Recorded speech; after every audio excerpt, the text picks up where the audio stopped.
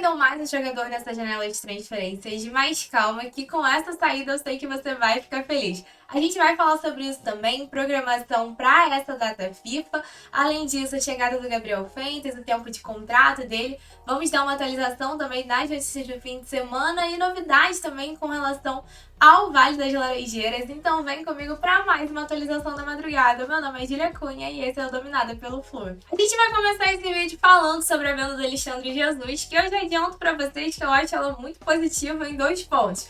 Mas vou trazer aqui primeiro a informação e depois a gente vem com a opinião sobre ela. A informação foi dada primeiramente pelo Gabriel Amaral, mas eu vou colocar na tela o anúncio oficial do Botafogo de São Paulo falando sobre a compra do jogador.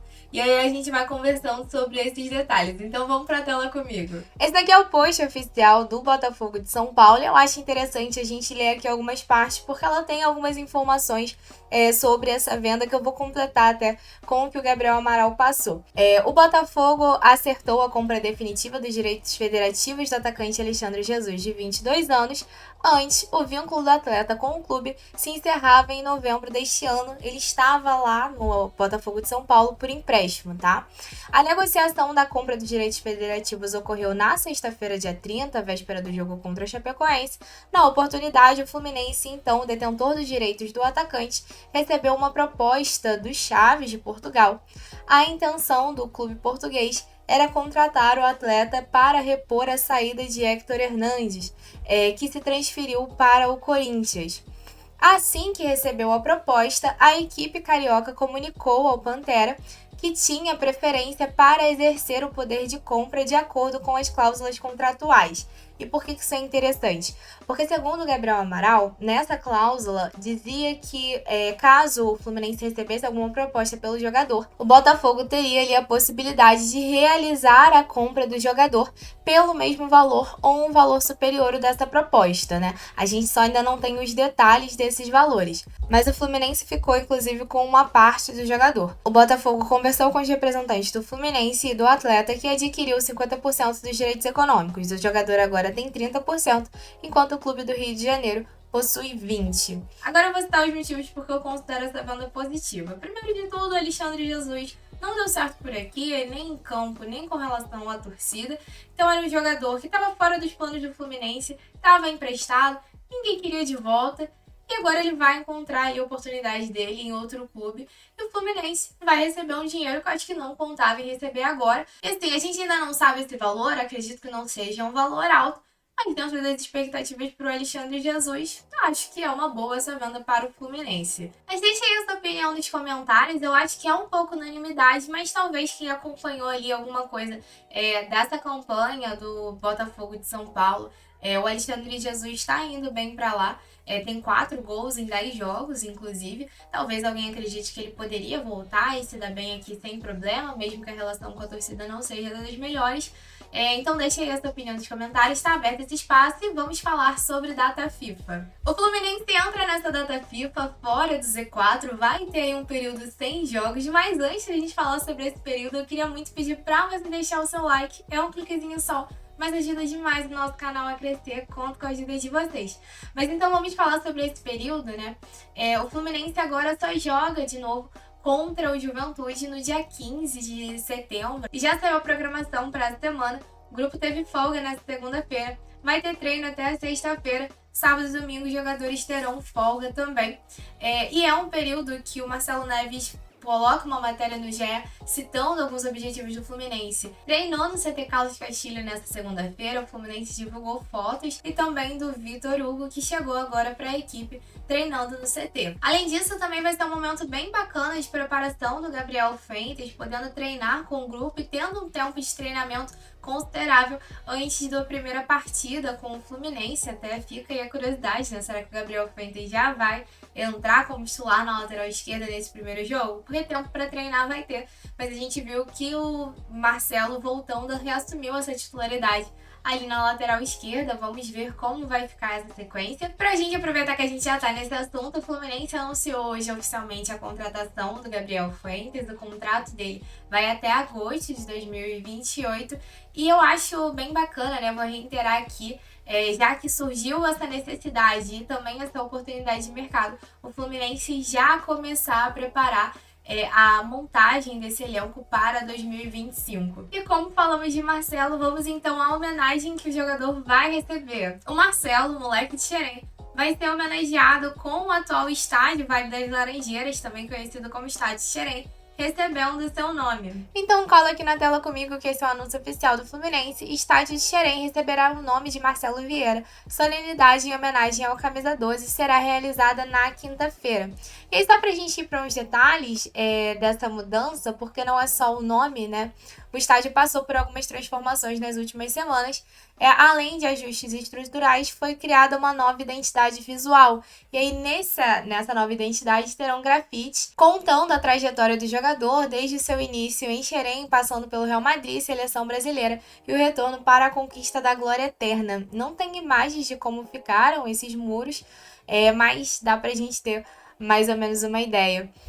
Por essa imagem aqui. Mas comenta aí o que você acha da homenagem. Eu particularmente acho bacana. O Marcelo é gigante mundialmente falando, e ele é referência quando a gente fala em joia de Xerém. Ele é referência para os meninos que entram lá. Inclusive, ele é referência até pro lateral que chegou, tá? Tem um vídeo, uma entrevista do Gabriel Freitas dizendo que ele usava a camisa 12 por conta do Marcelo lá no Júnior Barranquilla. E eu sei que esse tipo de homenagem é mais comum depois que a pessoa já morreu, mas eu sou adepta em homenagear as pessoas enquanto elas estão vivas. Então, pra mim, nota 12 para essa homenagem.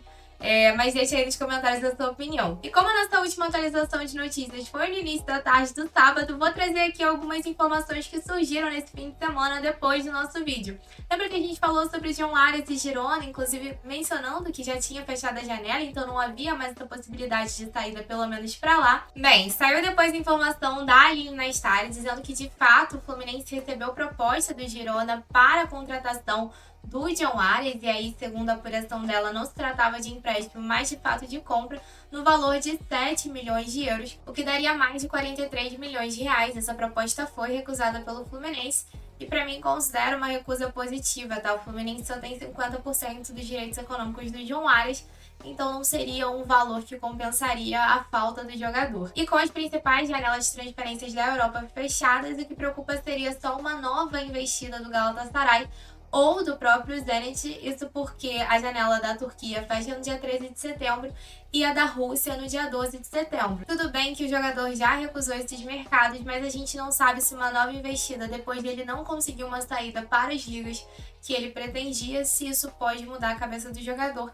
A gente torce aqui fortemente para que isso não aconteça. E uma outra notícia que passou um pouco batida nesse fim de semana, mas que eu acho interessante trazer aqui para vocês, tem a ver com cuidados físicos que agora o Fluminense adquiriu com essa chegada do Thiago Silva. Então coloquei aqui na tela com vocês a matéria do Marcelo Neves e do Edgar Maciel de Sá, bicicleta no vestiário e câmara hiperbárica, segredos de Thiago Silva impressionam o Fluminense. O zagueiro ganha adeptos na preparação, aposta em métodos modernos de fisioterapia e vê o clube investir para auxiliar na sua preparação física às vésperas de completar 40 anos. Porque todo mundo fala assim, como o Thiago Silva está bem fisicamente, e já saiu matéria, né, mostrando todo o aparato que o Thiago tinha na casa dele lá em Londres para se cuidar e prevenir lesões. E agora o Fluminense adotou alguns desses aparelhos que o Thiago usa para sua preparação física, o seu condicionamento e, é claro, para ele e para outros jogadores também. E aqui a matéria fala que o zagueiro solicitou que o clube colocasse uma bicicleta ergométrica dentro do vestiário do Maracanã. O clube atendeu e colocou mais duas para outros jogadores também utilizarem em caso de interesse. E aqui fala que foi algo que assustou positivamente quem acompanha o zagueiro. O Thiago Silva chega a pedalar bons minutos antes de entrar em campo, faz parte da sua rotina de pré-jogo. Aqui fala que o CT também recebeu atualizações desde a sua chegada. O Fluminense comprou 2 câmeras hiperbáricas para uso do Thiago Silva e outros atletas. Elas servem para ajudar o corpo a absorver mais oxigênio através dos pulmões e aumentar a circulação sanguínea. Isso previne lesões e ajuda na cicatrização de feridas. Thiago tinha uma dessas em sua casa em Londres. Então, assim, pode ser um assunto que parece bobo, mas que eu acho bem interessante em termos do Fluminense pensar em preparação física, e bem bacana que o Thiago traz também esse novo olhar, talvez, digamos assim, para esses cuidados, né? Assim como nas bicicletas, o camisa 3 tem companheiros para a utilização destas câmeras, o zagueiro Felipe Melo e o atacante Keno são exemplos de jogadores do elenco que também utilizam a nova estrutura. E aqui fala também que o Thiago aposta na sua casa.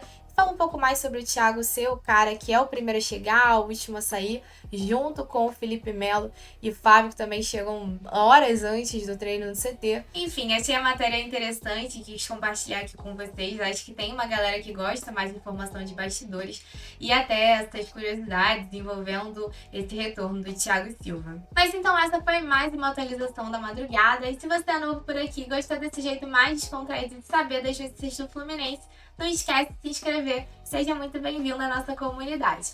Um beijo no coração de vocês, saudações tricolores e até a próxima!